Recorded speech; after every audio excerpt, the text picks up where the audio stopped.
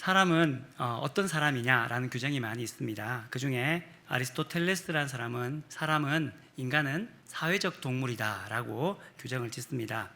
사회적 동물이란 말은 어떤 말이냐면 사람이 혼자 살아가는 것이 아니라 함께 사회라는 공동체를 만들고 살아간다. 그래서 서로가 도움을 얻는다라고 이야기합니다.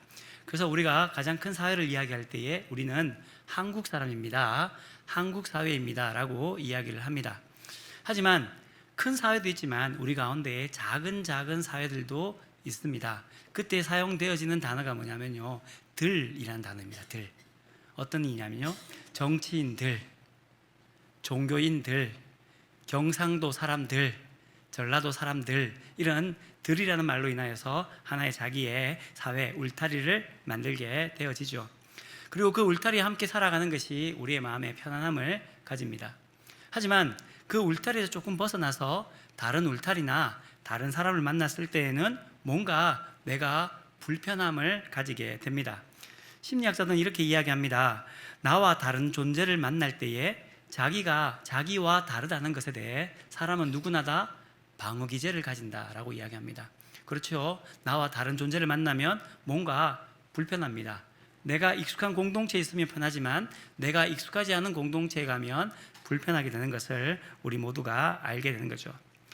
다르다는 것은 우리에게 불편함으로 다가옵니다. 그러다 보니 그 다르다는 것이 조금 더 급격하게 나쁜 쪽으로 가게 되면 틀리다로 바꾸게 됩니다. 다르다는 것이 틀리다로 바뀌게 되고, 틀리다는 것을 조금 더 나아가게 되면 혐오하게 되고 증오하는 일들로 바뀌어지는 일들이 우리에게 있게 되는 거죠. 그래서 나와 다른 사람들은 어떨 때에는 나와 싫은 사람, 나와 틀린 사람, 심지어는 저 사람은 나쁜 사람이라고 규정될 때가 많이 있습니다. 예를 들면 이런 거 있죠. 우리나라에 가장 많은 정치적인 이데올로기가 있는데요, 좌파와 우파가 있습니다.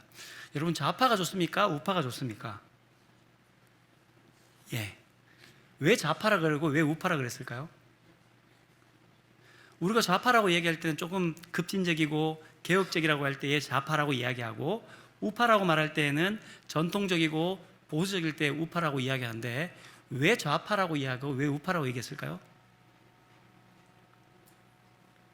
관심이 없었습니까? 네. 좌파 우파로 나눠진 것은 언제냐면요, 1789년이었다고 합니다. 1789년에 프랑스에서 혁명이 일어나고 난 뒤에 의회가 열렸습니다. 이제 시민들이 대표를 뽑아서 의회를 열었는데, 의회 가운데에도 이 자기들만의 울타리가 있었던 것 같습니다. 이쪽에서 왼쪽에 있는 사람들은 그 사람들을 자코뱅당이라고 했는데 좀 급진적이고 개혁적인 사람들이 왼쪽에 모였습니다. 오른쪽에 모인 사람들은 지롱드당이라고 해서 좀 전통적이고 온건하고 보수적인 사람들이 모였습니다. 그때부터 어떻게 이름 붙여졌냐면 좌파, 우파로 나누어졌다는 겁니다. 아주 특별한 의미가 있는 게 아니라 좌측에 급진적인 사람들이 앉았다고 해서 좌파, 우측에 앉았다고 해서 우파라고 이야기하는데, 여러분, 제가 보는 입장에서 이쪽이 좌측이니까 이쪽이 좌파십니까? 이쪽은 우파.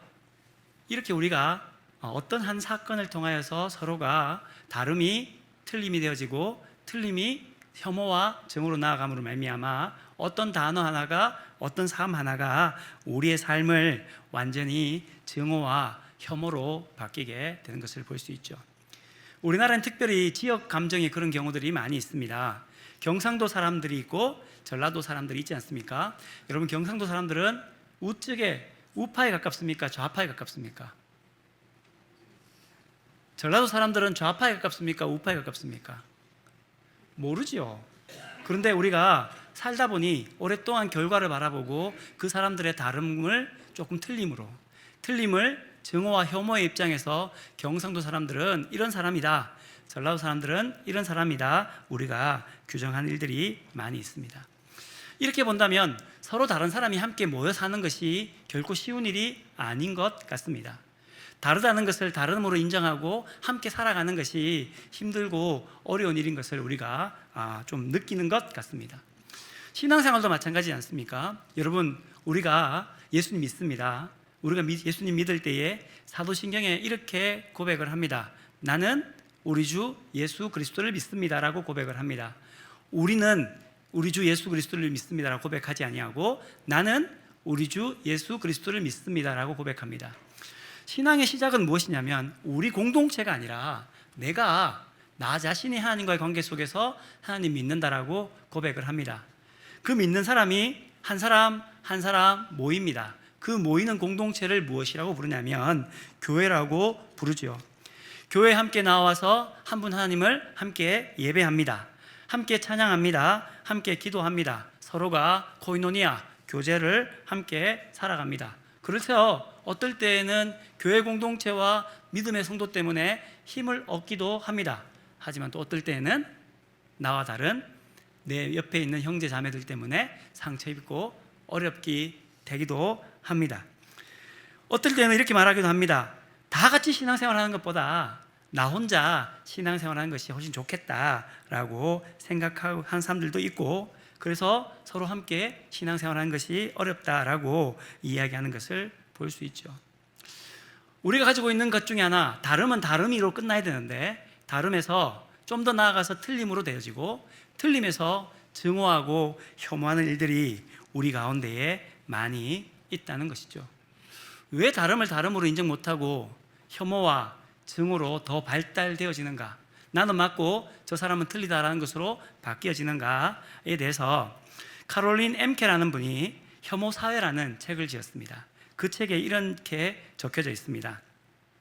혐오, 증오가 생기는 것은 높은 자리에 있는 자들, 내 것이 옳다고 생각하는 사람들이 나보다 못하거나 잘못된 사람들 아래 끝들을 향한 시선에서 시작되어진다라고 말합니다. 그러니까 증오나 혐오가 생기는 이유가 뭐냐면 나와 그 사람이 동등한 입장에서 다름이 아니라 그 사람은 나는 위에 있고 그 사람은 밑에 있으니 나는 맞고 나는 틀리니까 그 사람이 틀린 것을 하니까 혐오하고 증오한다는 것이죠. 우리 성경으로 돌아와서 이야기하면 우리가 증오하고 혐오하고 그 사람에 대한 것을 틀렸다고 말할 수 있는 이유는 뭐냐면 우리가 교만하기 때문이에요. 높은 자리에 있고 우리는 높은 자리에 있고 저 사람은 낮은 자리에 있으니까 나는 맞고 저 사람은 틀렸으니까 그 사람에게 혐오하고 증오하는 것으로 극단적으로 나아갈 수 있다는 것입니다. 이렇게 증오가 많은 세상 속에, 혐오가 많은 세상 속에 오늘 제자들에게 예수님께서 하시는 말씀이 있습니다. 9절 말씀에 이렇게 말씀합니다. 화평하게 하는 자는 복이 있나니 하나님의 아들이라 일컬음을 받을 것이다. 성도와 교회가 이 증오의 세상 속에서, 혐오의 세상 속에서, 나와 다른 사람을 틀리다고 말하는 세상 속에서 우리가 해야 할 일이 있는데, 그것은 뭐냐면 하나님의 화평을 전하는 사람들, 하나님의 화평을 만든 일들이 우리 가운데에 있어야 하고 그 사람이 복이 있다라고 말합니다. 오늘 본문 9절 말씀은 세 부분으로 나눠집니다. 복이 있습니다. 화평을 만드는 사람들이요, 그들이 너희가 하나님의 아들이라 일컬음을 받을 것입니다. 이렇게 세 부분으로 나눠집니다. 복이 있습니다. 화평을 만든 사람들이요, 너희가 하나님의 아들이라 일컬음을 받을 것입니다. 이것을 뒤집어 설명하면 너희가 하나님의 아들을 일컬음 받고 있습니까? 그러면 당신들은 화평을 만드는 사람이 될 겁니다. 그 사람들이 복이 있을 겁니다. 이렇게 바꿀 수 있습니다. 그걸 좀 더 극단적으로 설명하면 이렇습니다. 만약 우리가 하나님의 아들이라고 일컬음을 받고 있는 우리가 화평을 하고자 노력하거나 만들려고 하지 않는다면 우리는 하나님의 아들이라는 복을 받지 못할 수도 있다는 겁니다. 제자들에게 축복의 말씀인과 동시에 경고의 말씀으로 나타나게 되는 거죠. 교회 공동체 가운데에 좌판이 우판이, 교회 공동체 가운데에 서로 다름이, 어떤 일들의 처리함이 있어서 증오하거나 혐오하거나 나는 맞고 저 사람은 틀리다라는 시선과 삶이 교회 공동체에 있다면 오늘 우리 예배드리는 모든 성도들이, 제가 우리 모두가 그런 것이 아니라 하나님 안에서 화평을 만들어 가야 합니다. 증오를 없애야 됩니다. 혐오를 없애야 됩니다. 틀림이 없어야 됩니다. 하나 되어야 됩니다라는 것을 만들어 가려고 노력하는 사람들이 성도가 되어야 되고 교회가 되어야 될 줄 믿습니다. 오늘 예배하는 모든 성도들이 이 같은 복이 함께 있기를 주님의 이름으로 축원합니다. 평화를 만들어 가기를 원합니다. 평화를 누려가기를 원합니다. 하나님이 원하시는 그 평화가 우리 모두에게 함께 있기를 주님의 이름으로 축원합니다. 오늘 본문 말씀에 화평하게 하는 자라는 이 단어는 하나의 단어입니다. 에이로노 포이오니라는 단어입니다. 이 단어는 두 가지의 단어로 연결되는 단어입니다. 첫 번째 단어는 에이레네, 평화라는 단어이고, 두 번째는 포이에노라는 단어로 만들어가다, 노력하다라는 말입니다. 그러니까 평화하게 하는 자들, 화평하게 하는 자들의 의미는 뭐냐면 평화를 만들어 가려고 노력하는 사람, 행하는 사람이라는 의미가 그 속에 담겨져 있습니다. 평화를 만들어 가니 당연히 평화를 많이 이야기하겠죠. 전 세계 민족 중에 평화를 가장 많이 말하는 민족이 어느 민족일까요? 전 세계 민족 중에 평화 가장 많이 말하는 민족이 어느 민족이겠습니까? 우리는 아침에 사람들 만나면 뭐라고 인사하십니까? 안녕하십니까? 이렇게 인사하지 않습니까? 옛날은 이렇게 인사했죠. 식사하셨습니까? 밥을 못 먹는 시대니까 그렇게 이야기했습니다. 그런데 평화라고 인사하는 나라가 있습니다. 그 나라는 어느 나라냐면 이스라엘입니다. 이스라엘을 만날 때마다 뭐라고 얘기하냐면 샬롬이라고 이야기합니다. 그러니 유대인들은, 이스라엘 사람들은 입을 뗄 때마다 샬롬, 평화라고 이야기합니다. 그러면 입으로 말한다고 해서 평화가 우리에게 오느냐? 그렇지 않은 것을 너무 잘 알지 않습니까? 여러분, 지금 2020년대에 들어서서 일어나는 전쟁들 있지 않습니까? 그 전쟁의 중심에 이스라엘이 있다는 것을 우리 모두가 잘 압니다. 이스라엘과 가자 지구의 전쟁에 수많은 사람들이 죽는 일들 속에 아침마다 평화라고 외치는 이스라엘 사람 손에서 전쟁이 일어나고 있습니다. 지금 이란과 미국 사이의 중동 간의 전쟁의 중심부에 있는 전쟁이 이 이스라엘이라는 사실을 우리 모두는 잘 알고 있습니다. 그렇게 본다면 말로만 평화라고 말한다고 해서 평화가 우리에게 다가오는 것은 아닌 것 같습니다. 평화가 뭘까요? 평화를 우리가 보통 이야기하면 평온한 것, 전쟁도 없고 갈등이 없는 상태를 평화라고 이야기합니다. 그런 것을 만약에 평화라고 한다면 가장 평화로운 곳이 있습니다. 가장 갈등도 없고 전쟁이 없는 곳이 있죠. 어딜까요? 공동묘지에 가면 됩니다. 거기는 전쟁이 없습니다. 다툼도 없습니다. 싫어하는 마음도 없습니다. 시기도 아무것도 없습니다. 그냥 조용합니다. 공동묘지에 가면 되죠. 그 말은 우리가 평화라고 이야기할 때에 어떤 일도 아무것도 없는 것이 평화는 아닌 겁니다. 문제가 있을 수도 있고, 전쟁이 있을 수도 있고, 아픔이 있을 수도 있고, 갈등이 있을 수도 있고, 다름이 있을 수도 있지만 그 가운데에서 평온한 것, 그 가운데에서 하나님의 평화를 누리는 것이 진정한 평화, 에레네, 샬롬이라고 이야기를 할 수 있죠. 예수님께서 화평하게 하는 자들이 복이 있다라고 말하는 이 시대에는 로마가 다스리는 시대였습니다. 그때가 로마의 평화의 시대입니다. 여러분 들어보셨는지 모르겠지만 팍스 로마나라는 말이 있습니다. 팍스라는 말은 평화라는 말이고 로마나는 로마의 시대입니다. 기원전 37년부터 시작하여서 그리고 기원전 180년까지, 기원전 27년부터 기원 후 180년까지 200년의 시간을 로마의 평화라고 이야기를 하고 있습니다. 왜 로마의 평화라고 이야기하냐면 그때에는 전쟁이 없었다고 합니다. 국경 지역에 작은 분쟁은 있을지 모르겠지만 국가와 국가 사이에 전쟁이 없던 시대가 로마의 평화의 시대였습니다. 그러면 여러분 생각해 보십시다. 정말 로마 시대의 모든 사람들이 다 평화했기 때문에 그들이 전쟁이 없었을까요?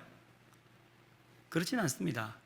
로마의 시대의 그때의 평화는 어떤 평화였냐면 로마가 강력한 군대를 가지고 있었고, 혹여나 로마 황제나 로마 제국에 반대하는 민족이나 국가가 있으면 군대를 이끌고 가서, 전차를 이끌고 가서 완전히 멸망시켜 버리는 겁니다. 그러니까 옆에 있는 나라들이 반란을 일으키려고 하더라도 혹시나 저 군대와 저 전차 때문에 우리가 멸망당할까 봐 우린 전쟁하면 안 되겠다 했던 그 시대가 로마의 평화의 시대입니다. 결국은 그 평화는 무엇에 기반되어지냐면 강력한 힘에 의한 평화가 있게 되는 거죠.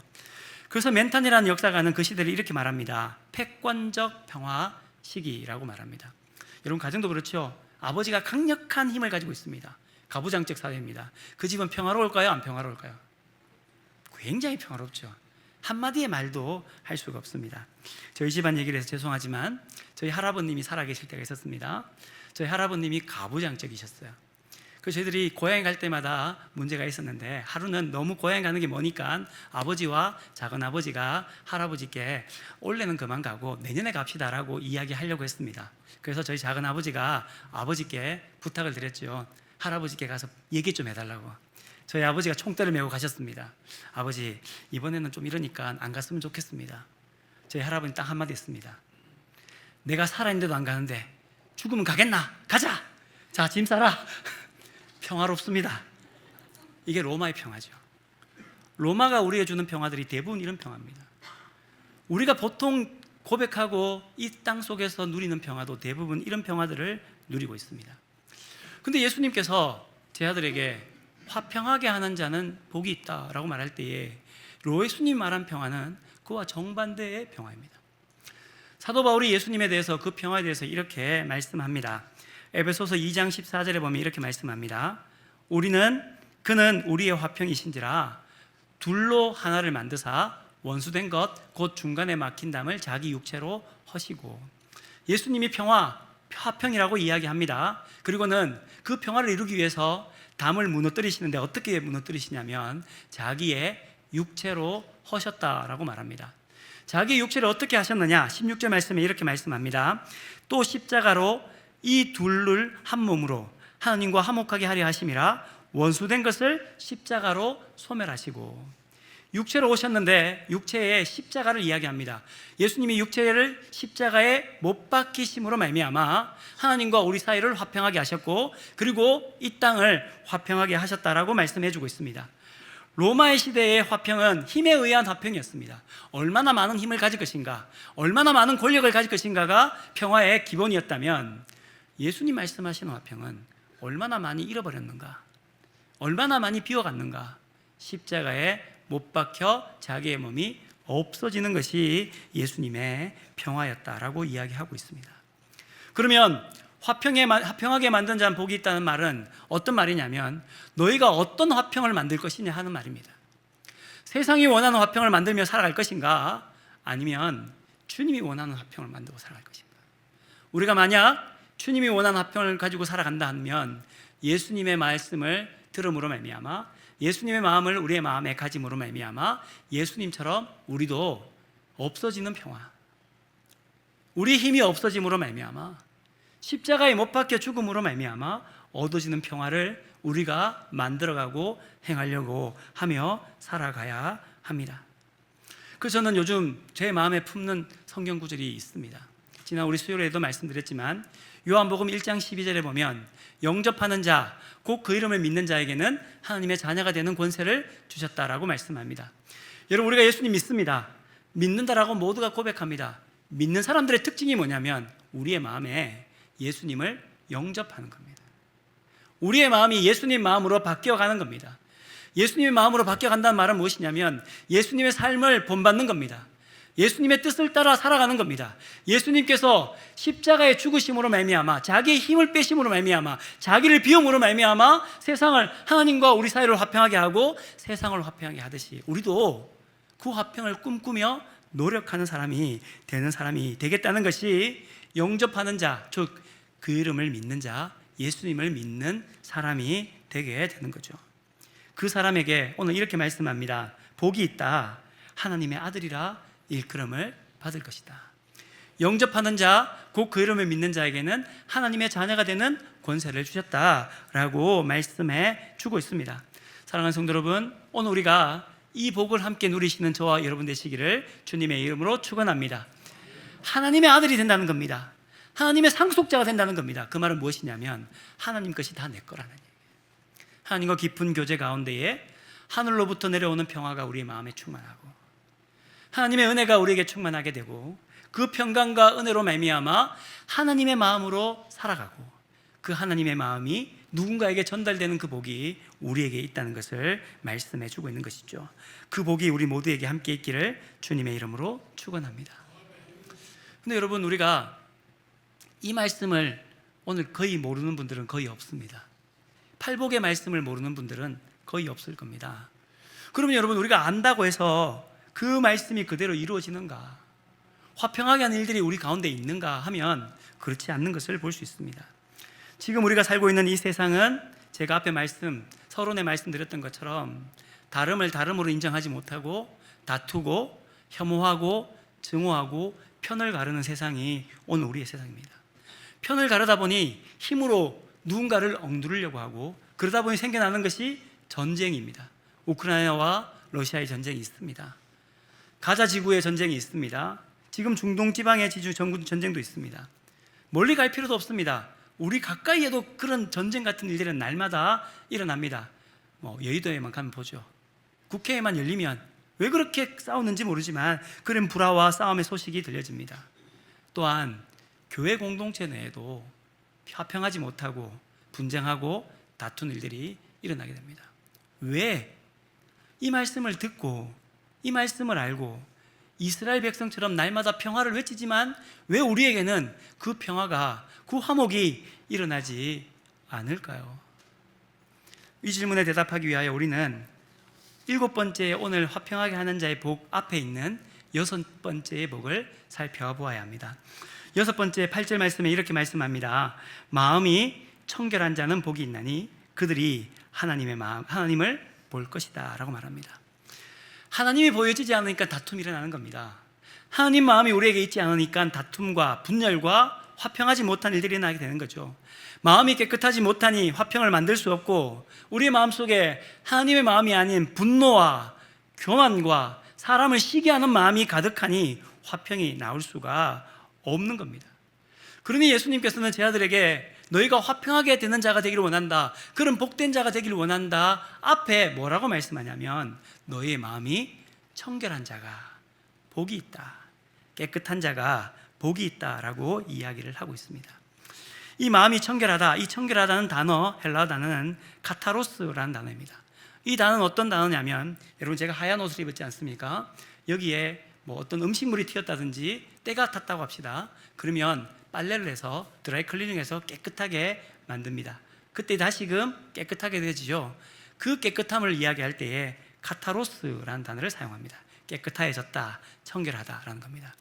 여기서 나오는 단어가 뭐냐면요, 카타르시스라는 단어입니다. 카타르시스는 어떤 단어냐면 마음에 찌꺼기가 있습니다. 중압감이 있고 상처들이 있습니다. 그때에 어떤 일로 통하여 그 모든 것이 싹 사라지고 내 마음속에 평안함을 느낄 때, 깨끗함을 느낄 때의 감정이 카타르시스라는 단어입니다. 우리의 마음이 청결한 자가 복이 있다는 말은 어떤 말이냐면 우리의 마음이 원래 악했다는 겁니다. 지난주에 말씀을 드렸지만 앞에 있는 8복 중에 첫 번째부터 네 번째 복은 뒤에 있는 5번째와 8번째 복과 연결된다고 합니다. 마음이 청결한 자의 복은 무엇과 연결되어지냐면 두 번째 복인 애통하는 자와 연결이 되어집니다. 우리가 함께 살펴보았던 것처럼 애통한 자가 복이 있습니다. 왜 애통합니까? 심령이 가난하고 나니 우리의 마음의 심년을 바라보게 됩니다. 우리의 마음의 죄성을 바라보게 되죠. 악함을 바라보게 됩니다. 우리의 마음이 얼마나 악하냐고요? 예레미야 선지자는 이렇게 말합니다. 예레미야 17장 9절에 보면 만물보다 거짓되고 부패하였다라고 말합니다. 거짓되고 부패한 마음에 대해서 예수님께서 이렇게 말씀합니다. 마가복음 7장 20절에서 23절 말씀에 보면 사람에게서 나오는 그것이 사람을 더럽게 하느니라. 속에서 곧 사람의 마음에서 나오는 것은 악한 생각 곧 음란과 도둑질과 살인과 간음과 탐욕과 악독과 속임과 음탕과 질투와 비방과 교만과 우매함이니 이 모든 악한 것이 다 속에서 나와서 사람을 더럽힌다. 우리의 마음 깊은 곳에 보니까요 너무 악한 거예요. 심령이 가난한 자가 되고 나니 우리의 심년을 바라보게 됩니다. 우리의 마음속에 죄성이 가득하게 됩니다. 내가 누군가를 시기했던 거, 누군가를 질투했던 거, 속였던 거, 악독한 거 보니까 내 마음이 너무나도 악한 겁니다. 그러니 애통하게 되는 거죠. 애통한 자들이 하나님께서 위로하심을 주며 말미암아 그들을 마음의 청결함으로 함께하게 됩니다. 의에 목마르고 의에 줄인 자들, 하나님을 갈망하는 자들에게 하나님께서 마음을 청결하게 하신다라고 말씀해 주고 있습니다. 야고보생님은 야고보서 4장 8절에 이렇게 말씀합니다. 하나님을 가까이 하라. 그리하면 너희를 가까이 하시리라. 죄인들아 손을 깨끗이 하라. 두 마음을 품은 자들아 마음을 성결하게 하라. 하나님을 가까이 하고 갈망하고 하나님의 마음으로 내가 애통해하며 내 악함을 하나님 앞에 내려놓을 때에 하나님께서 우리의 마음을 청결하게 하시고, 청결한 자에게 하나님을 볼 수 있게끔 우리를 하나님의 마음으로, 우리의 마음에 하나님을 영접하게 하시고, 그 영접하는 자들이 하나님 마음으로 화평을 만드는 자들이 되게 하신다라고 말씀해 주고 있습니다. 예수님은 이 땅에 하나님과 우리 사이에 가로막았던 그 담을 무너뜨리기 위하여 화평으로 이 땅에 오셨습니다. 예수님은 그 제자들에게 예수님이 전했던 그 화평을, 너희도 그 화평을 함께 전하기를 원하셨습니다. 그래서 예수님께서는 제자들에게 7번째의 그 복이, 화평하게 하는 자는 복이 있나니 그들이 하나님의 아들이라 일컬음을 받을 것이다 라고 말씀해 주고 있습니다. 우리 안에 화평을 누린다는 것이 쉽지 않습니다. 하지만 교회는, 성도는 화평해야 합니다. 왜냐하면 화평이신 예수님이 우리 마음속에 있으니 우린 당연히 화평해야 되고 화평을 만들어 가려고 노력해야 합니다. 우리끼리 함께 모여서 서로 시기하고 싸우면서 밖에 나가서 말합니다. 예수님 믿으십시오, 그분이 여러분을 구원하실 겁니다 하면 그분도 이렇게 말할 겁니다. 너나 좀 잘하십시오, 왜 그렇게 싸우면서 우리에게 이렇게 이야기합니까? 라고 말할 겁니다. 예배할 때도 마찬가지입니다. 예수님께서 마태복음 5장 23절 24절에 보면 예물을 제단에 드리려다가 거기서 내 형제에게 원망 들을 만한 일이 생각나거든 예물을 제단 앞에 두고 먼저 가서 형제와 화목하고 그 후에 와서 예물을 드려라. 예배 드리러 오는데 내가 누군가에게 잘못된 것이 기억났습니다. 그러면 그를 기억하고 돌아가라는 겁니다. 그거 해결하고 돌아와서 하나님께 예배하라는 것이죠. 물론 관계가 나쁘다고 해서 관계가 다 회복되고 난 뒤에 예배하라는 말씀은 아닙니다. 주님께서 말씀하시는 것은 하나님과의 온전한 관계는 사람과 사람 사이의 온전한 관계, 그 온전한 관계를 만들어 가려고 하는 너희의 마음에 하나님의 예배가 되어진다라고 말씀해 주는 것이죠. 그 사람들을요, 하나님의 아들이라 일컬음을 받겠다라고 복을 주시고 말씀해 주십니다. 화평하게 하는 것, 말은 이렇게 하지만 쉽지 않습니다. 어렵습니다. 나를 증오하는데요, 나를 혐오하는데요, 내가 틀렸다고 이야기하는데 그 사람에게 찾아가서 손 내밀며 나를 용서해 주세요 라고 말하는 것, 설교 시간에는 쉬운데 정작 하려면 어렵습니다. 부부끼리도 어렵습니다. 부부싸움을 심하게 했습니다. 누가 잘못을 먼저 이야기할 건가 하는 이야기들, 생각들 우리가 다 하지 않습니까? 참 어려운 것 같습니다. 그렇게 어려워서 사도 바울이 이렇게 말하는지 모르겠습니다. 사도 바울은 이렇게 말씀합니다. 할 수 있거든 모든 사람과 더불어 화목하라. 모든 사람과 화목하는 것이 맞습니다. 근데 그 앞에 뭐라고 이야기하냐면 할 수 있거든, 할 수 있는 대로 이렇게 이야기를 합니다. 내가 누군가에게 잘못을 빌면 그 사람이 받아주고 서로 좋은 관계가 되어지면 참 좋겠지요. 하지만 내가 누군가에게 화평을 나눈다고 해서 그 사람이 나에게 화평을 준다는 보장은 없습니다. 오늘 하나님께서 우리에게 하신 말씀은 뭐냐면, 하나님 마음을 품은 자들이 누군가에게 찾아가서 화평하게 하자고 말하는 것은 우리의 몫입니다. 우리가 그 일을 하고 나면 그 다음 그 사람이 나에게 좋은 반응을 할지 나쁜 반응을 할지 모르겠지만 그 일을 통하여 역사에 가시는 것은 누구의 몫이냐? 하나님의 몫입니다. 하나님께서 하시는 일입니다. 화평을 만들어 간다고 해서 화평이 이루어지는 것 아닙니다. 하지만 우리가 화평을 만들어 가려고 할 때에, 노력할 때에, 예수님 마음으로 살아가려고 할 때에 우리를 통하여 하나님께서 화평을 만들어 갈 줄 믿습니다. 하나님의 나라를 만들어 갈 줄 믿습니다. 사랑하는 성도 여러분, 혹여나 오늘 집에 가서 먼저 사과할 사람이 있으십니까? 오늘 말씀 듣는 가운데에 내가 먼저 연락해야 되나 하는 사람이 있으십니까? 교회 내에서 얼굴을 피하고 싶은 사람이 있으십니까? SNS상에나 혹은 내 마음 깊은 곳에 미워하는 사람이 있습니까?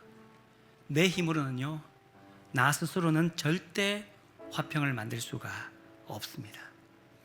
우리의 마음이 하나님 앞에서 청결하게 되어야 합니다. 청결한 마음으로 하나님을 바라볼 수 있어야 합니다. 우리의 마음에 하나님이 임재하셔야 됩니다. 영접하셔야 됩니다. 그리고 하나님과 우리 사이가 화목하게 될 때에 우리는 그 화목을 가지고, 그 힘을 가지고 옆에 있는 사람들에게, 옆에 있는 공동체에게, 내 믿음의 형제에게 화목하게 하는 자의 복이 우리의 복이 될 줄 믿습니다. 복이 있으며 화평하게 하는 자여, 너희가 하나님의 아들이라 일컬음을 받을 것이다. 예수님께서 부활하시고 난 뒤에 두려워하는 제자들에게 나타나셨습니다.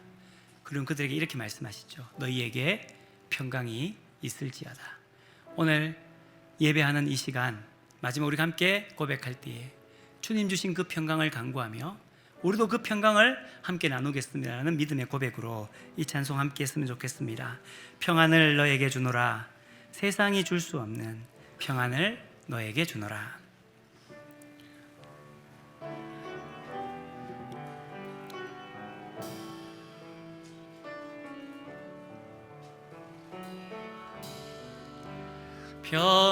평안을 너에게 주노라. 세상이 줄 수 없는, 세상이 알 수도 없는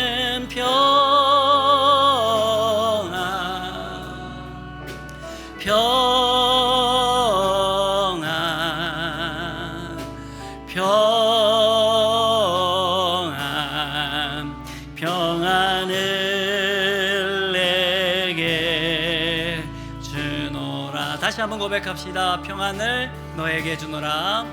평안을 너에게 주노라. 세상이 줄 수 없는, 세상이 알 수도 없는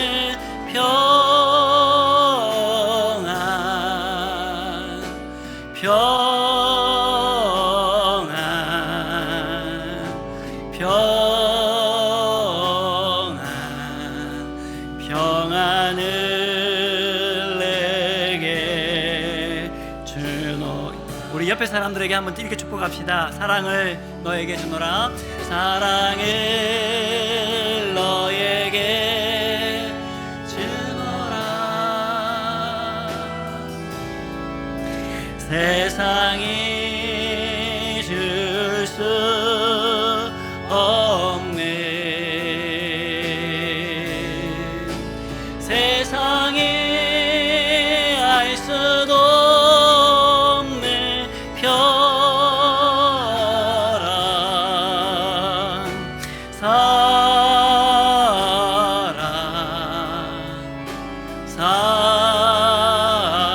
사랑을 너에게 주노라. 사랑을 내게 주노라. 하나님 아버지 감사합니다. 우리에게 믿음을 허락하시고 그 믿음으로 예수님을 영접하게 하시니 감사를 드립니다. 예수님으로부터 평안을 얻고 예수님의 사랑을 많이 받은 자로서 하나님과 화평하게 하시고 그 화평을 우리 옆에 있는 사람들에게 함께 나누는, 담을 무너뜨리는 성도가 되게 하시니 감사를 드립니다. 하나님 아버지, 오늘 우리가 이 복된 자가 되기를 원합니다. 화평하게 하는 자는 복이 있나니 그들이 하나님의 아들이라 일컬음을 받을 것이다. 화평을 이루고자 노력함으로 말미암아 우리 모두가 하나님의 자녀인 것을, 세상에 비친 것을 많은 사람들에게 보여줄 수 있는 믿음의 성도가 될 수 있도록 도와주시고, 그로 말미암아 우리에게도 하늘로부터 내려오는 평안과 기쁨이 충만하게 하시고, 우리를 통하여 하늘로부터 내려오는 은혜와 평강이 내 옆에 있는 믿음의 성도들에게, 또한 우리 근화동에게, 우리 삶의 자리에서 만나는 많은 사람들에게 전달되는 은혜가 있게 하여 주시옵소서. 예수님의 이름으로 기도드리옵나이다. 아멘.